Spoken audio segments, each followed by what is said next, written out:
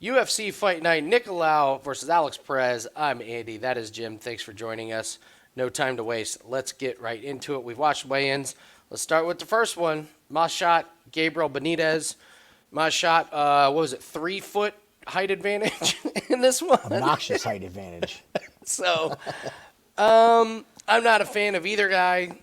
Machado is the rightful favorite. I'm not going to get to the window on any of these. If I would, it would be Machado, but I got to be honest. He comes across to me a little bit clumsy. It's like he's a little bit too big for his body, and I watched him really get. I mean, he lost by knockout to Borshev, and Borshev was a real step up in terms of the striking. So I thought that was kind of eye-opening. I don't think Gabriel Benitez is the guy, but I don't want to have my money on Maheshate just because I think there's a couple of other better spots. I think he looks awkward. I know he can get hit. I don't think Benitez is the guy, but I just don't want to bet money on a guy who's striking defense I don't trust. He probably gets the knockout win. I won't be involved. What's your take on this fight? I have a bet on this fight, actually. This is one of my more confident plays of the night. I already bet the under 2.5. So, there you go. I don't want to be on either side. I love fading Gabriel Benitez. Absolutely love fading Gabriel Benitez. I think he's a fraud. I think the stories about him out of AKA are a joke, that he's a harder kicker than Luke Rockhold. I mean, talk about fabricating hype. Like now Luke Rockhold or like I don't even think Luke now. Luke Rockhold just got a knockout in karate combat. Like when's what? He got a knockout against Charlie Otnaveros. That's supposed to compare.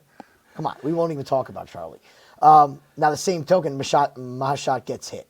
He gets hit. Like you said, he's goofy. He's young. Maybe he grows into his body. I think somebody goes down in late round 1, early round 2 in this fight. The under 2.5 at -145, or fight not to go the distance at -190. I think they're great plays. You can parlay them if you want to get plus money. That's where I went with this fight.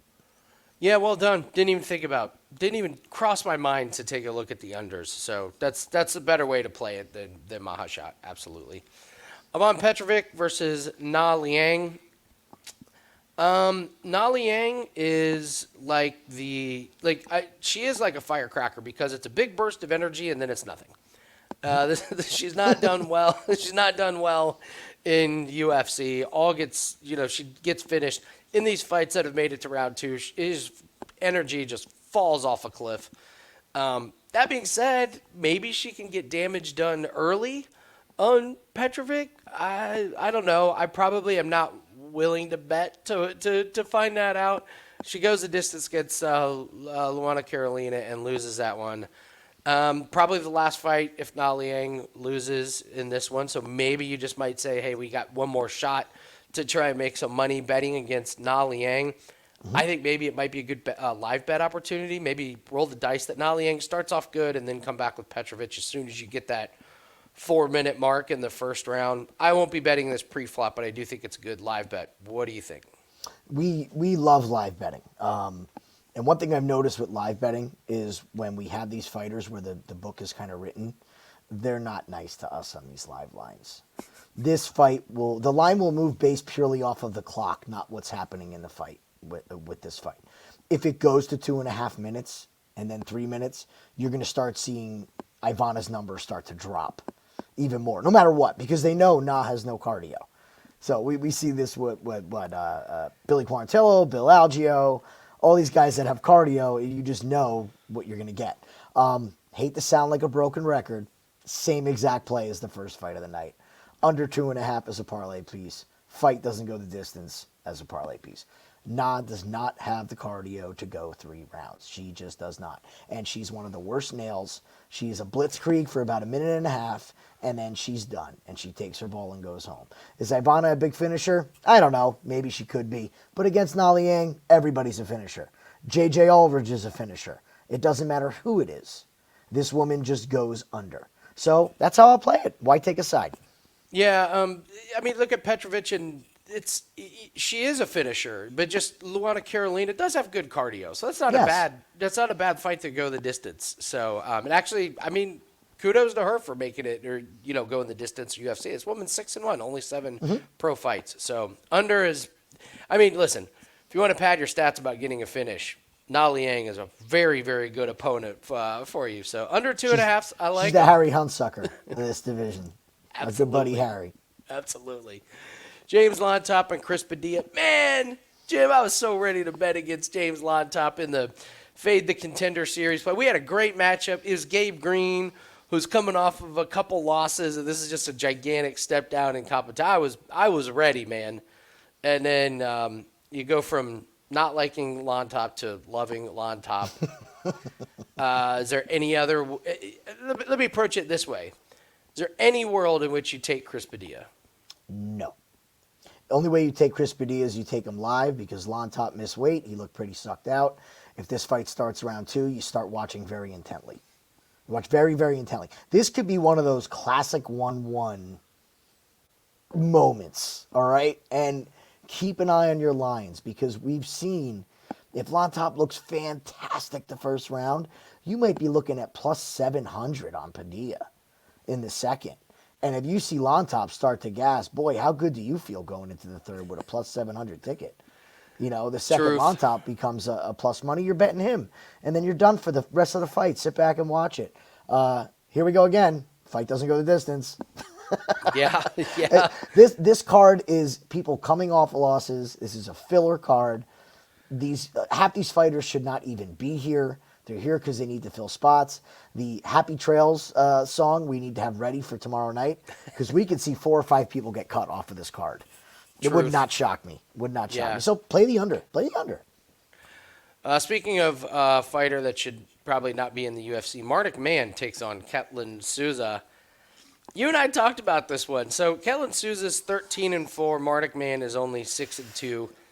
I'll go first on this one. So Marnic Mann loses against our girl, Josephine Knudsen, who did, of all the fighters that didn't get a contract on Contender Series, her was the most mind-boggling thing ever. It still made no sense.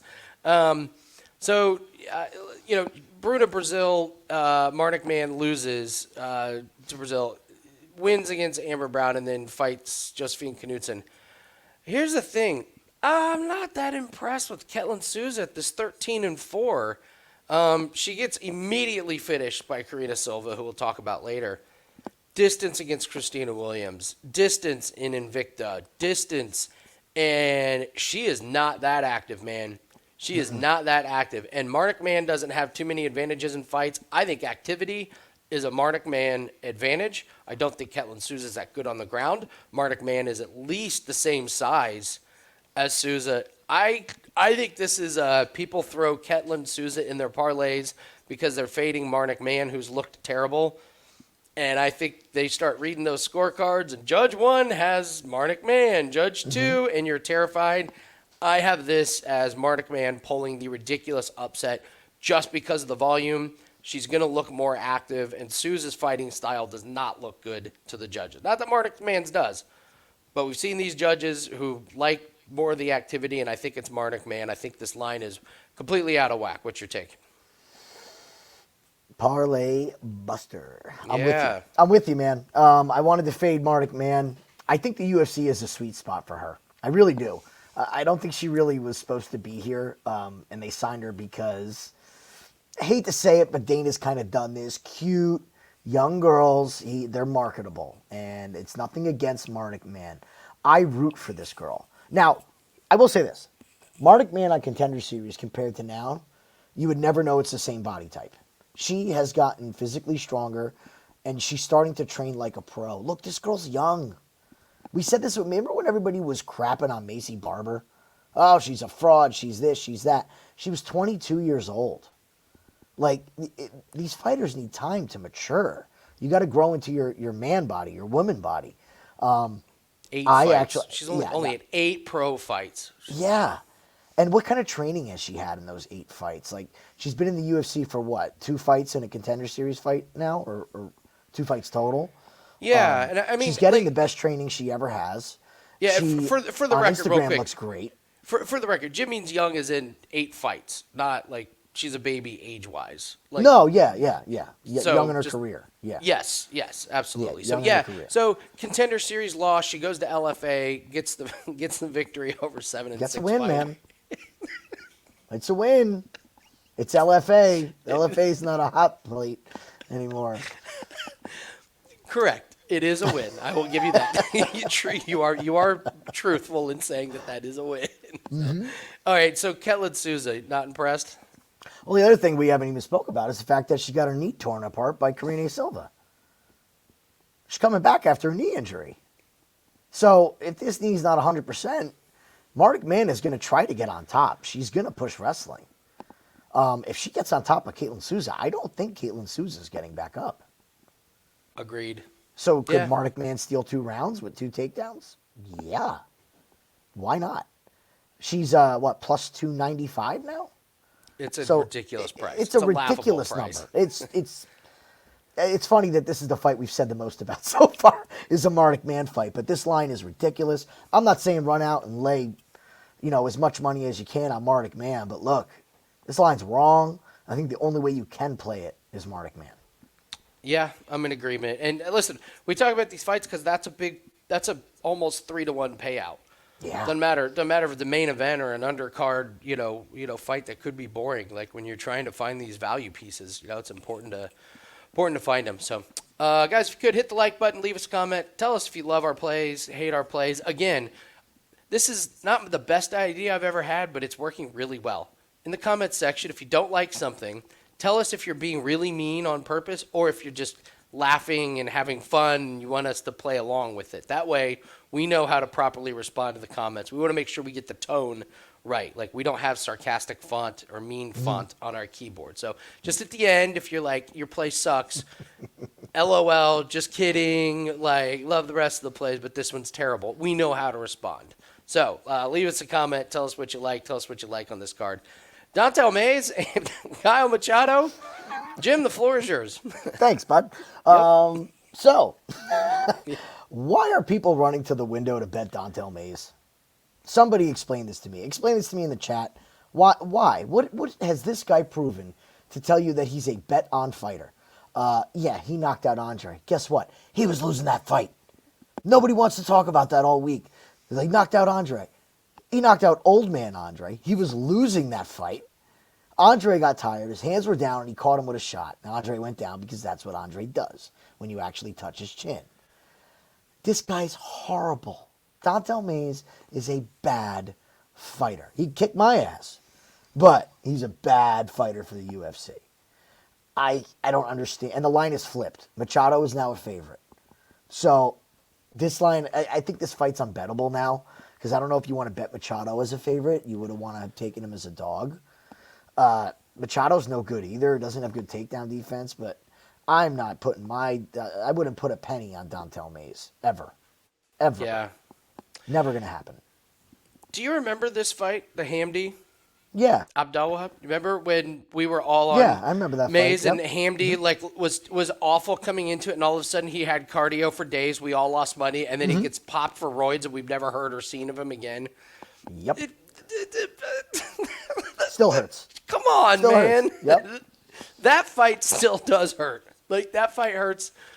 I don't think it's as bad as losing that ridiculous split decision on Miranda Maverick, but it still hurts quite a bit.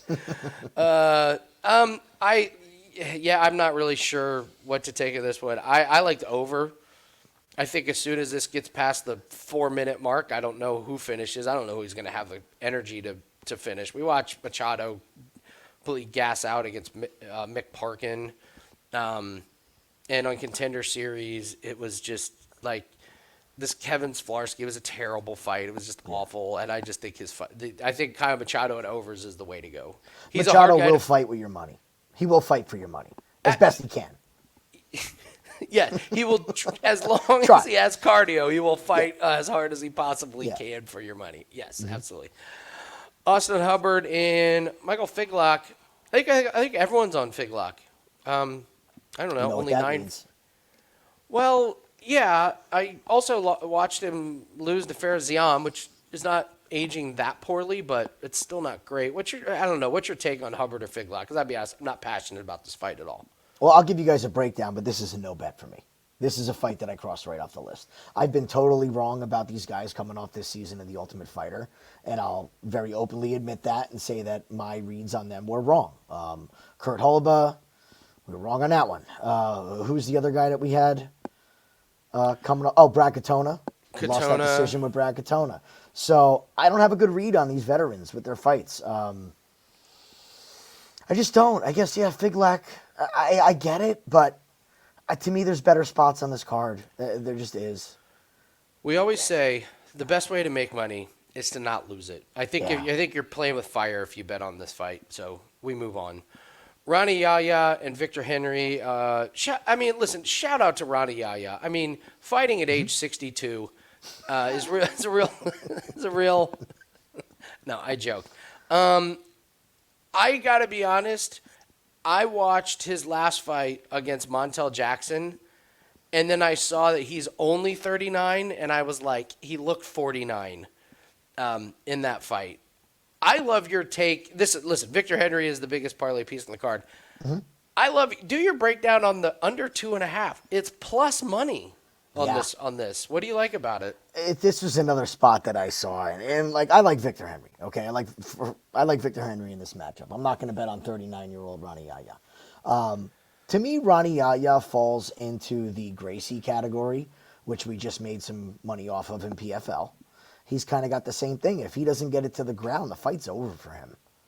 And fighters kind of play the floor is lava, and they tend to not push the action. They just get their takedowns. They outpoint these fighters on the feet, and they go to decision. However, Victor Henry is always a volume fighter. So that's not his game. His game is not to sit back and do nothing. I think Victor Henry melts Rani Yahya at the end of the first, early in the second. This could be a situation where Rani Yahya comes off the stool in the second, and the first 10 seconds of round 2, you just go, oh, it's done. It's done. And look, even if it goes to the ground, Henry has never been submitted. Never. And he is a veteran of a ton of fights. He was doing pretty good in that Basharat fight before he took the old you didn't get hit in the nuts nut shot. One of the low points in UFC medical. Yeah. Meanwhile, he went to the hospital. It's got to be one of the lowest. If you didn't watch the Victor Henry fight, he got kicked in the nards. He was he was yelling in pain. He was rolling around on the ground, and the doctor comes in and tells him, "You didn't get kicked in the balls. Get up." Like the doctor, not the ref, not the other fighter. Mm-hmm.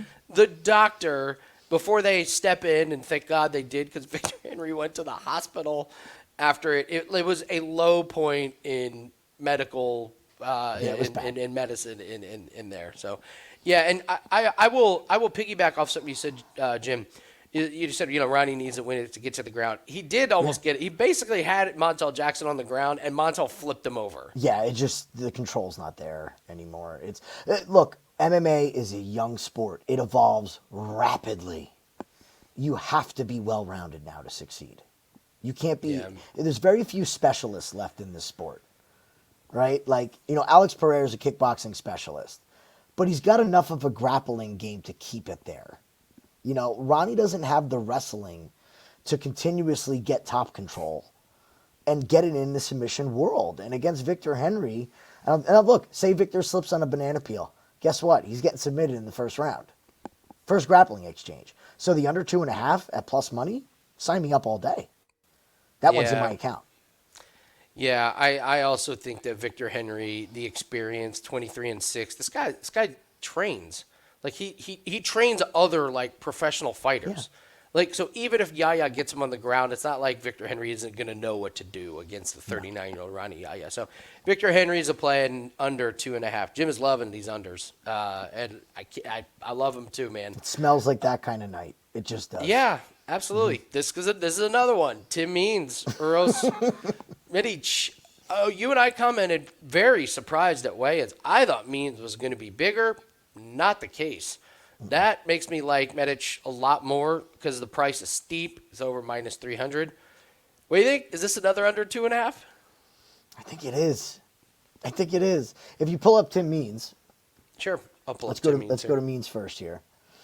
And scroll down. 40-year-old Tim Means. 40-year-old Tim Means, okay? Inside the distance against Andre Fiallo. If you watch that fight, Fiallo almost had Means out of there multiple times in the first round. Problem is, Fiallo's a glass cannon. He did what he does, right? Loses to Alex Morono by finish. We just saw bad. Alex Morono pillow hands, no grappling. Okay. Bad look. Gets submitted by Kevin Holland. Is that Kevin Holland's only submission in the UFC? Well, we know he hasn't had many recently. Yeah, that fight against Dalby, I mean, that was a Dalby performance where the cardio he Dalby'd him. He did what Dalby does. Medic hits hard. He's younger, same height, more muscular, less wear and tear. Tim Means, that body's got to be just beat. Mm-hmm. I mean, we see this is a lot of miles to have on a body. Okay, I mean, me and Andy are in our 40s and we're not fighters and we know how we feel. Imagine being a fighter. How you feel? I just spent like 2 hours sweeping a pole barn. I'm out for the next 2 days. I'm renovating our new property. I swept. Mm-hmm. Literally, I pushed a broom for 2 hours, and I'm like, I am gonna need some work on this shoulder. Yeah, I think it's another fight ends, man. It's another fight ends, and I think it's it's Medic. It's Medic by finish. I got a promo code coming up for everybody here. We'll do that one before the main event. Jonathan Pearce, David Onama. It's probably the gambler in me.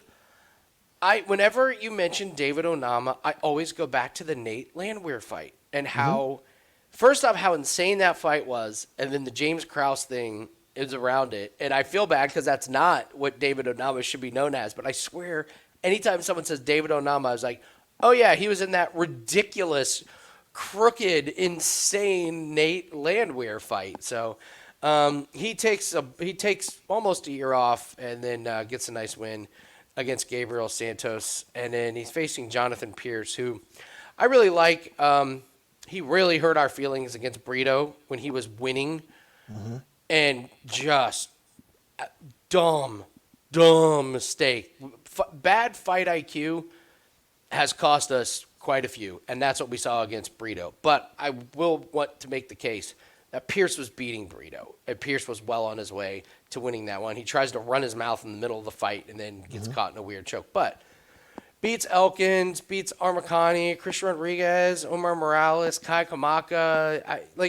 He's got pretty good wins. I like his skill set. I like Pearce in this one a little bit because I like taking these guys after those dumb moves because Pearce is smarter than that. Yes. You know, he's not. That's got to just be eating away at him. I still worry about the wear and tear on David Onama. I'm worried about, I don't know, his lack of volume a little bit, and I just like Pearce's skill set. I think he's a little bit better on the feet. I think he's a little bit better on the ground. I like Pearce in this one. What say you? Would you say that David Onama is probably the sexiest underdog pick on this card? For me or for everybody? In general this week. People we have the love benefit him. of doing this show on Friday, so I kind of enjoy that we get to kind of just dip our toe in the deep end and see what's going on all week. It seems like everybody's on Onama. Yeah, you're right. He's not the sexiest one for me. I would say. Me neither. Yeah, he probably is. Yeah, if publicly. Yeah, the public underdog. Okay, I'm with you. I never want to be on that side. First of all, you hit the nail on the head. Love betting on fighters after they blow a fight or something goes wrong. Weight cut goes bad. Turmoil outside of the cage, things like that. We just had that with Gabriel Braga where we wanted to bet against him, and then we had a 3-month break there, and he obviously wasn't bet on. I mean, that was the fight we were talking about before, actually. Yeah, yeah. But here, I will say this. I don't know if you heard them talk about Gabriel Braga right before his last fight. He was totally going to lose. He was totally going to lose that first fight. They said the entire locker room was worried about him. Yeah. They said Pitbull didn't want to fight him. Yep. And Pitbull was like, this man should not be fighting. He is an absolute wreck. They give him time. He goes out and dominates. Yeah. So it worked out well for Braga. So you have those moments. This is Pearce coming back to remind everybody who he is. David Onama strikes me as Jalen Turner. Ooh. Good comparison. Oh, went there, huh? Look at the Landwehr fight, man. Like, it's the same story, isn't it? It is. Had It's the him, same didn't have story. him, had him, didn't have Had him. him till he didn't have him, right? Had him till he lost it. Like, Yeah. I can't trust David Onama. His strength of competition is horrible. Nate Landwehr is the best fighter that he's ever fought, and he lost. There's our buddy Gabriel Benitez right there. Beat him. Wins. I mean, he lost to Garrett Mason Armfield, Jones. Mason Jones went back to Cage Warriors after that. Just okay. Gabriel Santos, if I remember correctly in that fight, I mean Onama looked good, but Santos looked bad. Terrible. Just Yeah, bad. he So did. neither of these guys' best strength of competition. I like Pearce. I want to be against the public. I like Pearce. I don't know how I'm going to play it yet. I haven't played it yet. I'll probably be on Pearce in some form or fashion, perhaps in a parlay. All right. The craziest under on this card is Austin Lane, Jonathan Denise. It's minus 270 under 1.5, not 2.5, 1.5. My guess is this is mostly because of Austin Lane. You would talk about bad fight IQ. I mean, against Justin Tafa, dude, come on, man. You literally have one job against Justin Tafa. Do not Don't eat get the knocked big out? shot. Yeah. Don't eat the big shot. And guess what he did? Ate the big shot. But Austin Lane, he's one of these incredible athletes. He's raw as a fighter. I enjoy him.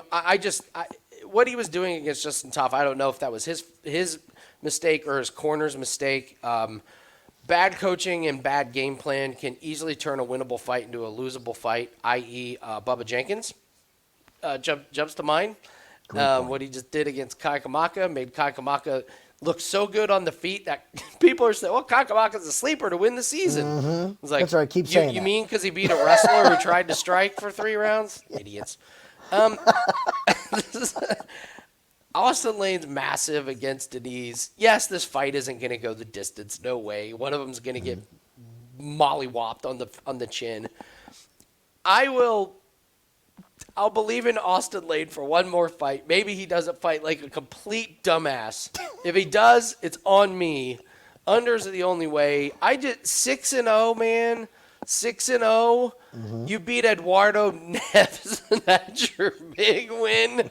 Before that, you're beating guys in Immortal FC. Not Mortal, Immortal FC. Immortal, yeah. The guy was 11-8. Congratulations. Big win over 1-0. Carlos Nascimento. Big win against, who is this guy? This 0-0, 22-23. Give me a break. No, this guy. Okay, can you at least agree with me that this guy should not be this big of a favorite in a UFC fight against somebody that hits as hard he as shouldn't Austin be this Lane? big of a favorite. I'm rolling No, not at all. I'm rolling with Austin Lane one more time, but it's bad news for Austin Lane because if he loses this one, I'm done. I'm done with him. So that's his loss, not mine. What do you? Besides the under, what do you think on this fight? Just taking my under away from me. All right. Yeah, Jonathan Denise should not be this big of a favorite. Austin Lane's horrible. Here's the problem. Here's the problem with Austin Lane. He has such a wide stance, and he's going up against a kickboxer. I just see Denise chopping the hell out of that front leg. And we've seen that with Austin Lane. He does not take low kicks well. It gets him off balance very easy. His hands, when he gets low kick, both his hands go out to the side. And you're just asking for a counter shot or a follow-up shot off of that low kick. I think defensively, he's an absolute liability. Now, if he does get Denise down, that's where he can win this fight. I just don't know if he has that in him. Like, he's so young in his MMA career as well. How much more advanced could he be in wrestling? I think Austin Lane gets put to sleep in the first round in this fight. I do. I think those low kicks are going to be very evidently a problem. And once that leg is beat up, he's going to be a sitting duck. And sometimes a height advantage becomes a disadvantage. And when you're long like that and you have a wide stance, the low kick is just screaming. And a kickboxer specifically should, again, we're talking about coaching and game planning, should take advantage of this early and often. All right. I can see him chopping down. Let's go head to head. Jim has Okay. Denise landing a bunch of leg kicks, chopping away, and eventually getting the knockout. I have Austin Lane winning. I have him winning by hitting Denise. Denise kind of turtles up a little bit. Lane takes him down to the ground and gets a ground and pound win. Let's get Okay. really specific on this fight. But we love the unders. Take the under. Yes. We take love the the under. unders. Take the Yep. unders. Karina Silva, Ariane Lipski. I will let you go first. Silva or Lipski? Great face-off. Yes. These two had the best face-off of the night. Good job by them. These are two intense women. What do you like? This is going to be another head-to-head, I think, here. I'm Okay. still going to go with Silva. I'm still Karina going to Silva? go Okay. with Silva. All right. I think she's dangerous enough.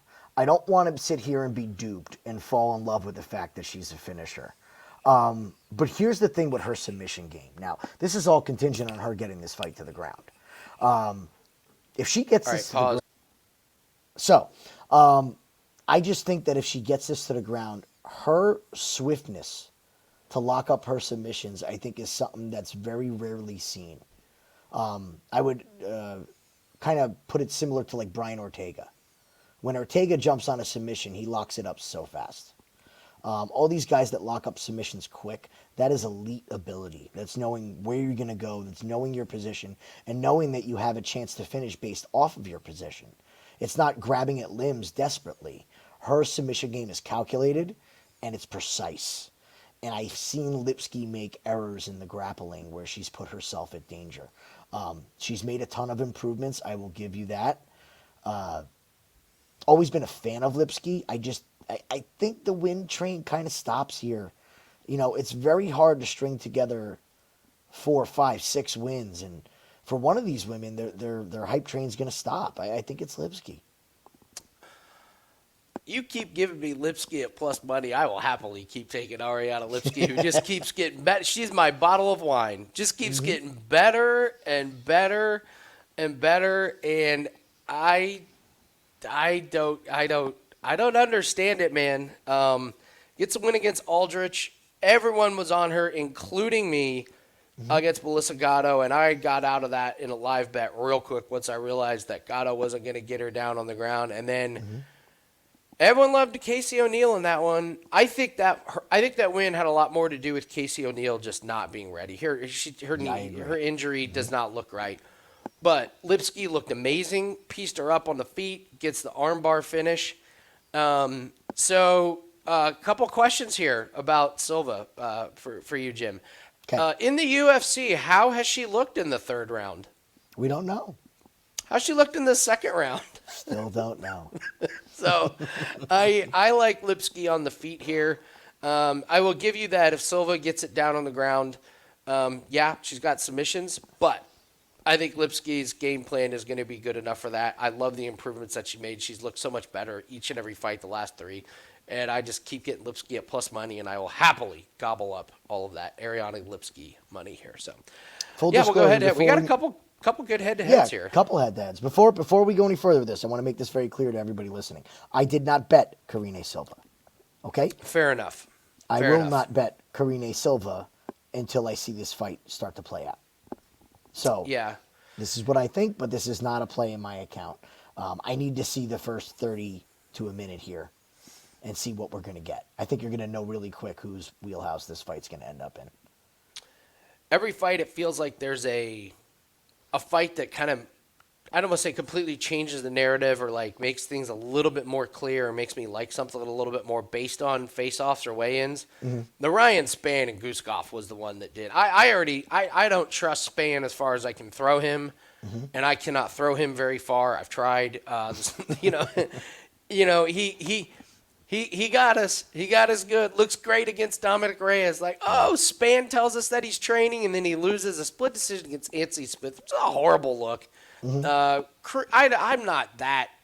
I don't take too much stock in the Krylov loss. He gets a triangle choke. It just didn't look good.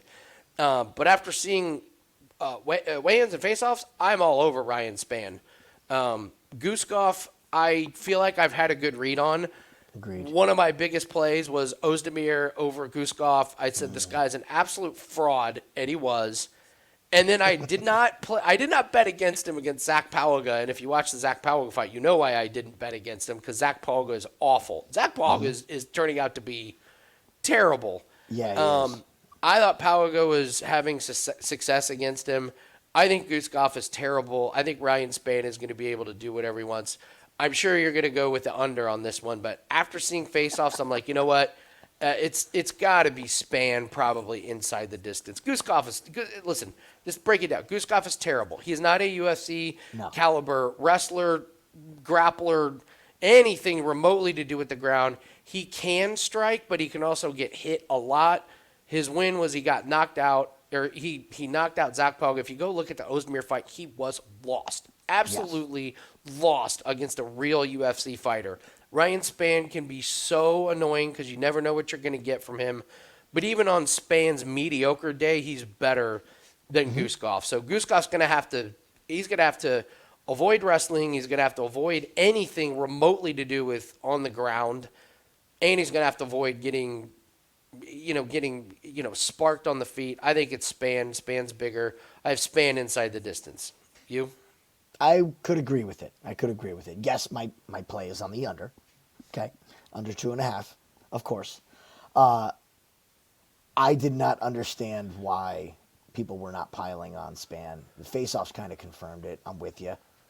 Okay. I didn't play it all week, and I was a little late to the party now because I think the jury's out here. Spann's creeping up on minus 200. Yeah, so it's getting a little sketchy. But however, I think if you're going to play Spann, you play Spann by finish. What's Spann by finish? Looking it up right now. Funny you ask, because I was like, I wonder what Spann is by finish here. So Spann to win is it's minus 150. Playable. Absolutely Totally playable. It's just, Spann took some time off after that last fight. He was talking about how he kind of reconnected with his family and his kids. He got to be a dad. He's in great shape. Like, no weight trouble, no flab. He looks fantastic. Bogdan is so defensively irresponsible that you have to like Spann. Like, it's not a bet on Spann. It's a fade of Bogdan. That fight against Zach Pauga, Zach, for some reason, put his hands on his hips and started bobbing and weaving like Floyd Mayweather and just got punched 3 times with his head at his waist. Made no sense whatsoever.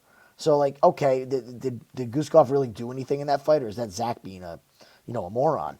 I'm going with moron. Yeah, I'm gonna lean towards moron on that one. Real hot take.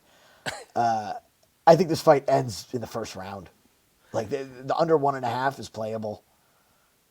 Spann was also beating the brakes off of Krylov before he dove into a triangle. He did literally ground and pound, dove into a triangle. So either Spann makes a mistake in the first, or just absolutely nukes Bogdan in the first round. This fight is an under. I like the Spann look. Love it. Yeah, we're going Spann inside the distance minus 150. You know what? I'm making that an official play. I'm just making that. That way, if we get a really, really crazy, like, he takes him down and, somehow gets a submission if he jumps on the back, I wouldn't take just knockout. We've learned our lesson. No, submission is live, guys. Submission is very live in this fight. Yeah. All right, guys. We mentioned a promo code. Andy3 gets a 3-day pass for $49. We have a 5% tennis play. That goes off early Saturday morning. So if you're watching this after, 5 a.m. Eastern, it probably has started already. But you can still get our 5% UFC play. We've got bare knuckle fighting plays that are up. We've got NBA plays that are up, doing really, really well. 7-2 in the NBA playoffs. So you can grab all those. It's $49. It's a no-brainer. It's just like $15 more than the 5% play. So grab that. Andy Liang over at wagertalk.com. All UFC plays will be included on a 6-1 run in those. Let's get to the main event. Perez and Nicolau, Alex Perez. I'll let you go first. Let's talk Alex Perez and everything, how he got to be in this fight, everything about the Caio fight. I'm He's sure back, ladies and gentlemen. Acai berry business. Yep. Yeah. What do you think? This guy is another gnat that just won't go away. Why is he still here? The fact that we have a whole page of Tapology pulled up and there's no green. It's just gray and red. Scroll way down. Again, Just go back and watch our breakdown for the Makayev fight. I mean, it's the same story with this guy. It looked like absolutely death on the scales today. Looked horrible on the actual scales. His eyes were bugging. This is short notice. He had a fight scheduled for... It was in June. So he had a fight against Tagir in June booked. That doesn't mean that he was in full training camp. And with the amount of side hustles this guy has, you can pretty much guarantee that he was busy doing other things. Nicolau has been training for this date for a while. He had the double cancellation against Cape, who apparently can't get himself together enough to get to a fight and fight for a title, even though they basically want to hand him a title fight for a year. He's wasting this opportunity, man. He's wasting it, man. Absolutely blowing it. Absolutely blowing it. And you know what? This is written on the wall, not to get sidetracked, but Cape's going to take a fight. He's going to lose that fight.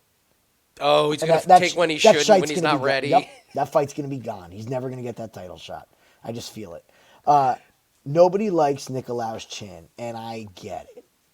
But the knockout against Royval, how many people take that knee from Royval and keep coming? It was a beautiful knee. It was so well timed. It was how can you lightning crap on a quick. It was guy? gorgeous. Gorgeous It's a knee. beautiful knee. We were watching that live, and I don't think we even saw it, right? We heard noise, and all of a sudden he was on the ground. It was a beautiful knee. So I'm not really worried about the chin, and Alex Perez is not a power puncher. He's not. He's got pillow fists. So Perez is going to try to look to wrestle, I would think. Nicolau's going to kind of keep on the outside. I think the submission is very live for Nicolau. When Perez loses by finish, he loses by submission. And I could very much see him shooting in on a sloppy takedown after Nicolau's been touching up that front leg with leg kicks, keeping him at a distance. Alex is going to shoot from far outside, and I could very much see Nicolau locking up a guillotine or going right to the back and locking up a rear naked choke. I think he finishes Perez inside of 2 by submission. Oh, wow. That's my specific take on this main event. So the other thing is, you got to remember, guys, this is a 5-rounder. Yeah. And Perez was running out of steam in the third against Makayev. And then didn't it come out Makayev had a staph infection? He had a bad staph infection. It like wasn't hospitalized. 100% there. Perez really couldn't get much offense going against Makayev, who I still am not that high on. Staph infection or not, I'm just not that high on Makayev. I thought Perez actually performed way better than I thought he would, but I went back and watched it, and he was okay at stuffing some weak takedowns, but he got nothing going, and now he's supposed to do it in a 5-round fight on short notice. So yeah, I'm not impressed. What's his berry company? Acai berries. And what did he say last fight? Like that's his main source of income. His main source of income is that he fights because he loves it. He wrestles because he loves it. He trains at Alpha Male because he loves it. Well, that's great. We're at the pinnacle. of the sport Nicolau fights because this is his main source wants a of income. title. Yes, he wants the belt. That's why he fights. I don't know. I just don't understand all the hate on Nicolau. I don't get it. People say he's an extremely boring fighter. I like his fighting style. I think it's technical. I think he's dangerous when he wants to be. And look, you got to string together wins. You can't be out of control finisher every single fight of your career. At some point, you're going to get clips. Yeah, you know? yeah.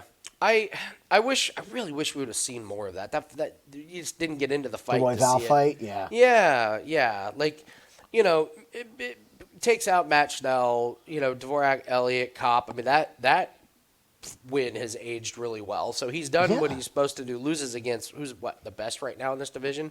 So I'm with you that one loss does not mean you have a bad chin. It means you got caught. No. So, we know what a bad chin looks like. We see them all the time.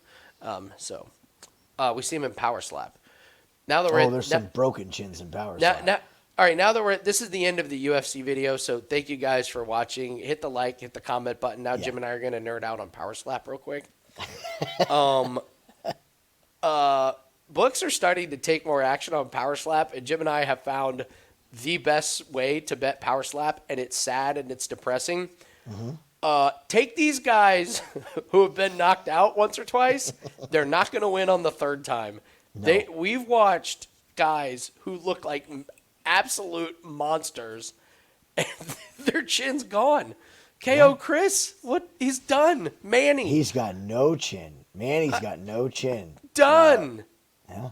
and you're getting them at like huge favorites. You're like, well, no, he's KO Chris, and it was like I watched him get slapped 2 times after his first concussion, and you're putting him back out there, and then he just goes right to sleep. So this is a really interesting bet to sport on, because now there are some real sports books taking real money on this, and I watched it last time, and I was like, this is a moneymaker.